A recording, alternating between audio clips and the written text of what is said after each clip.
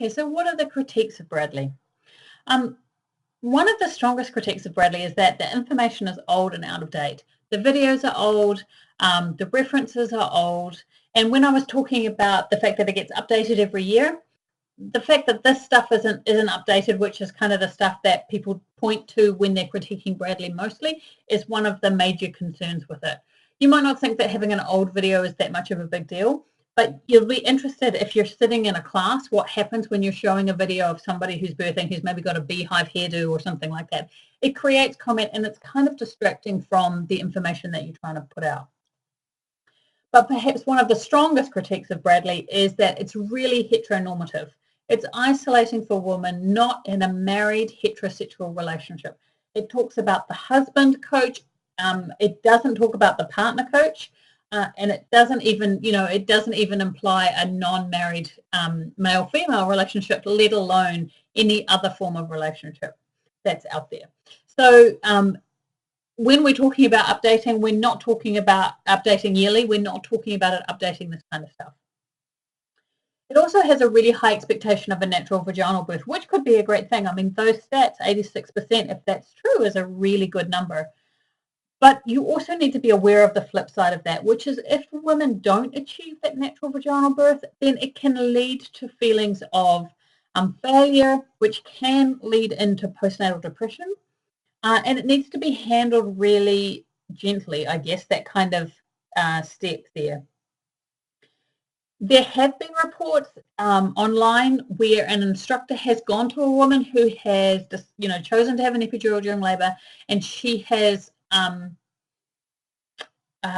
don't know what's the word, kind of bagged on her. Like she's made the woman feel guilty about choosing the epidural. If only you were stronger, if you had practiced more, you wouldn't have done that. And look, you wouldn't have ended in the cesarean section. And that might be more of a comment of the individual instructor rather than the method. But it's something to know and to be aware of.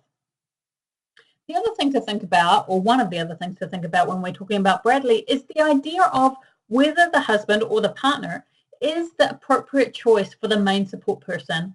And if they are, even if they are, is that title of coach appropriate?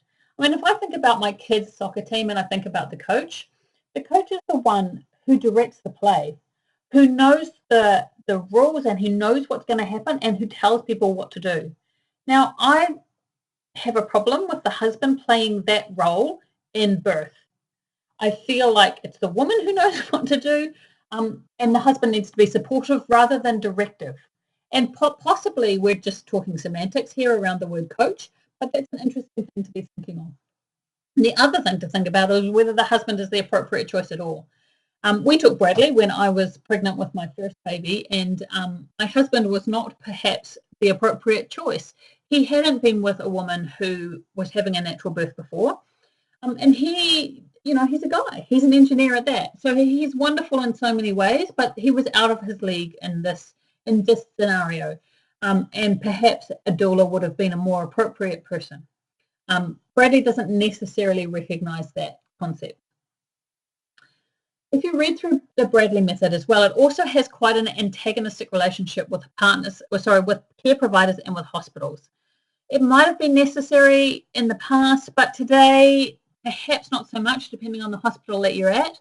And this antagonistic relationship written into the Bradely method means that there are many care providers who won't work with it because it does actually create a bit of a battleground between the woman and her partner and the obstetrician or the nurses and stuff that are care providers.